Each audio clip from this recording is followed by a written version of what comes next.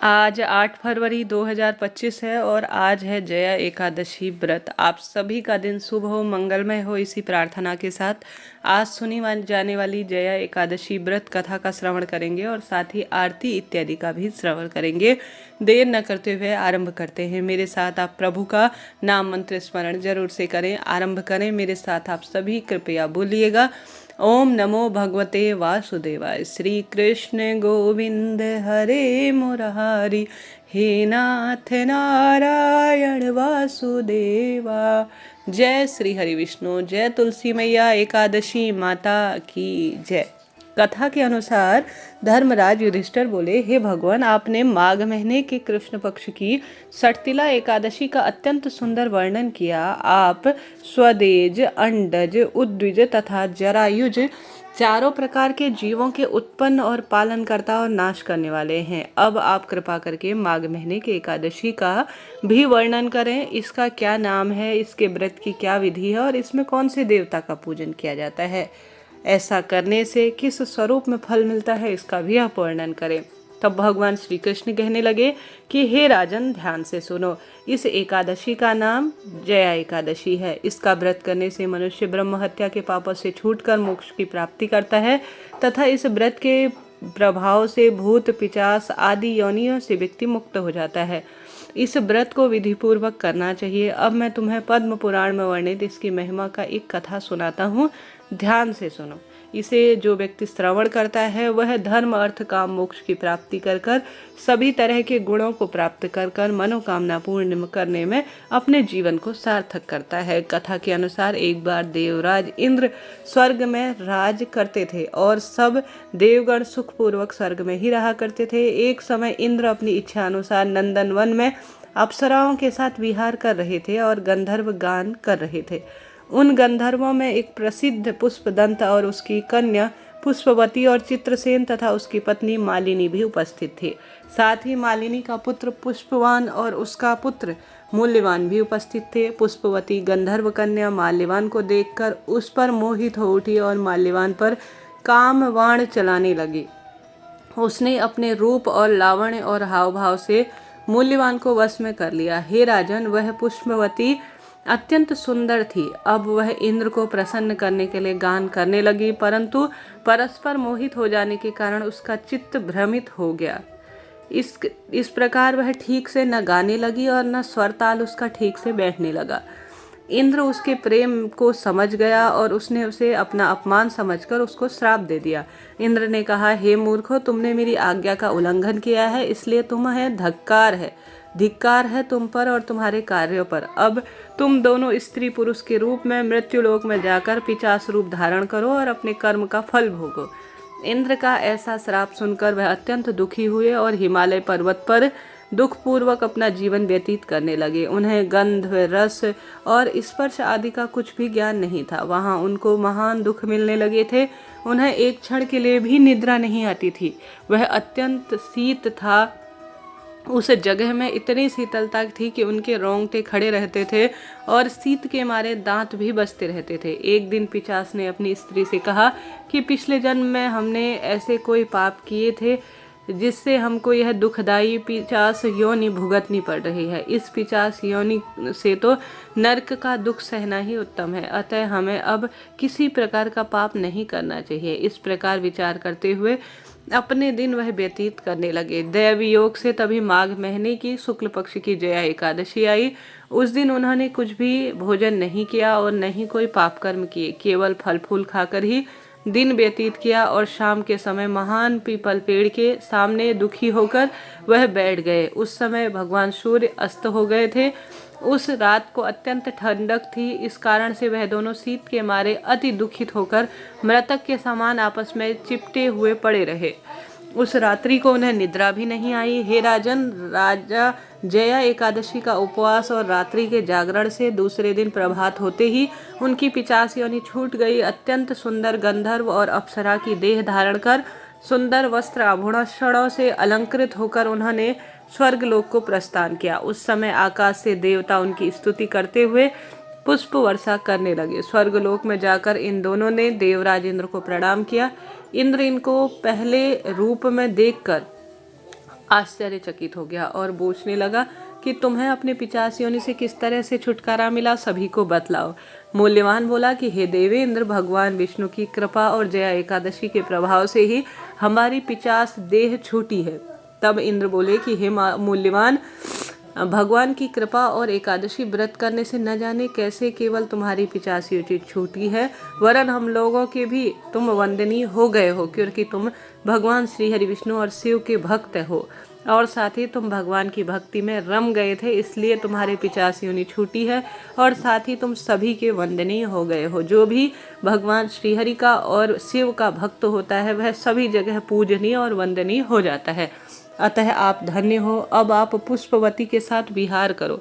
श्री कृष्ण कहने लगे कि हे अर्जुन और हे युधिष्ठिर, इस जया एकादशी के व्रत से बुरी योनियां छूट जाती है, पाप कर्म नष्ट हो जाते हैं और समस्त सुखों की अनुभूति होती है, बुद्धि प्रखर होती है, रोग दोष कष्ट संकट पीड़ा से मुक्ति मिलती है। जिस मनुष्य ने भी एकादशी का व्रत किया है उसने मानो सब यज्ञ दान जप इत्यादि कर लिए हैं। जो मनुष्य जया एकादशी का व्रत करते हैं वे अवश्य ही 1000 वर्ष तक संसार में सुख प्राप्त करते हैं।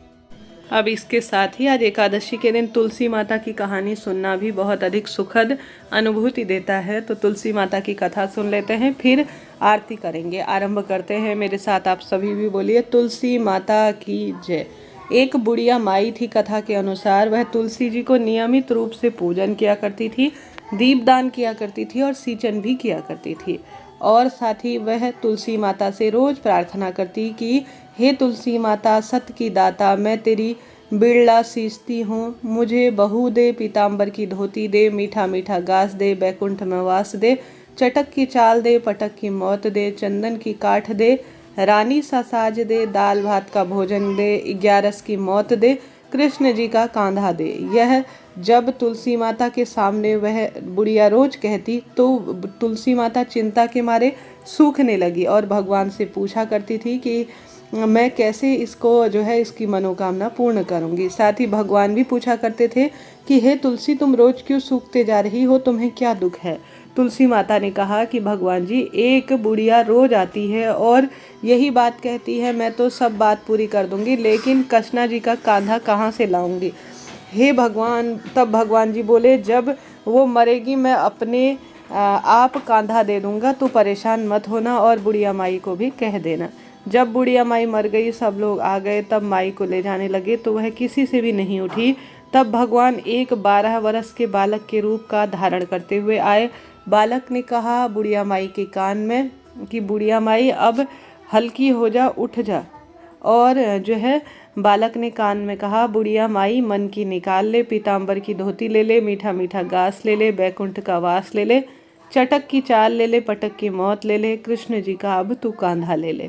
यह सुनकर मरी हुई बुढ़िया माई हल्की हो गई। भगवान ने कंधा दिया और बुढ़िया माई को मुक्ति मिली। हे तुलसी मैया, जैसे बुढ़िया माई को मुक्ति दी वैसे ही सभी भक्तजनों को खूब मुक्ति देना, सुख समृद्धि का वास देना। अब आरंभ करते हैं आज एकादशी माता की आरती।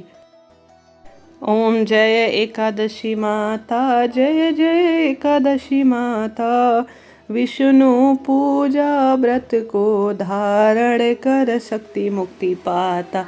ओम जय एकादशी माता, तेरे नाम गिनाऊं देवी, भक्ति प्रदान करनी मैया, भक्ति प्रदान करनी, गण गौरव की देनी माता, शास्त्रों में वरनी। ओम जय एकादशी माता, मार्गशीर्ष के कृष्ण पक्ष की उत्पन्ना विश्वतारिणी जनमी मैया, विश्वतारिणी जनमी, शुक्ल पक्ष में हुई मोक्षदा, मुक्तिदाता बन आई। ओम जय एकादशी माता, पौष के कृष्ण पक्ष की सफला नामक है मैया, सफला नामक है, शुक्ल पक्ष में होय पुत्र दा, आनंद अधिक रहे। ओम जय एकादशी माता, नाम 60 तिला, माघ मास की कृष्ण पक्ष आवे मैया, कृष्ण पक्ष आवे, शुक्ल पक्ष में जया कहावे, विजय सदा पावे। ओम जय एकादशी माता। विजया फाल्गुन कृष्ण पक्ष में शुक्ला आम्ल की है, मैया शुक्ला आम्ल की है। पाप मोचनी कृष्ण पक्ष में चैत्र महाबली की। ओम जय एकादशी माता। चैत्र शुक्ल में नाम कामदा धन देने वाली, मैया धन देने वाली। नाम वरुथिनी कृष्ण पक्ष में बैसाख माहवाली। ओम जय एकादशी माता। शुक्ल पक्ष में होय मोहिनी, अपराजिष्ट कृष्ण पक्षी, मैया अपराजिष्ट कृष्ण पक्षी।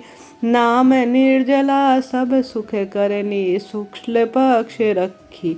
ओम जय एकादशी माता। योगिनी नाम आषाढ़ में जानी, कृष्ण पक्ष करनी, मैया कृष्ण पक्ष करनी। देव शयनी नाम कहायो, शुक्ल पक्ष धरनी। ओम जय एकादशी माता। कामिका श्रावण मास में आए, कृष्ण पक्ष कहिए, मैया कृष्ण पक्ष कहिए। श्रावण शुक्ला होय पवित्रा, आनंद से रहिए। ओम जय एकादशी मैया। अजा भाद्रपद कृष्ण पक्ष की, परिवर्तिनी शुक्ला, मैया परिवर्तिनी शुक्ला। इंद्राश्विनी कृष्ण पक्ष में व्रत से भव सागर निकला। ओम जय एकादशी में आता।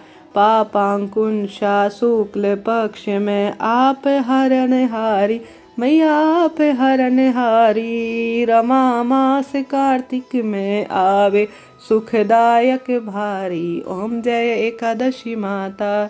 देव उत्थानी शुक्ल पक्ष की, दुख नाशक मैया, मैया दुख नाशक मैया। पावन मास में करूँ विनती, पार करो नैया। ओम जय एकादशी मैया।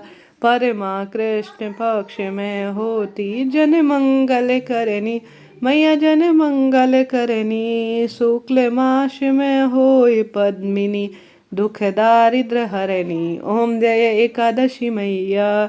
जो कोई आरती एकादशी की, भक्ति सहित गावे, मैया भक्ति सहित गावे। जन गुर दीता स्वर्ग का वासा, जन गुर दीता स्वर्ग का वासा, निश्चय वह पावे। ओम जय एकादशी मैया।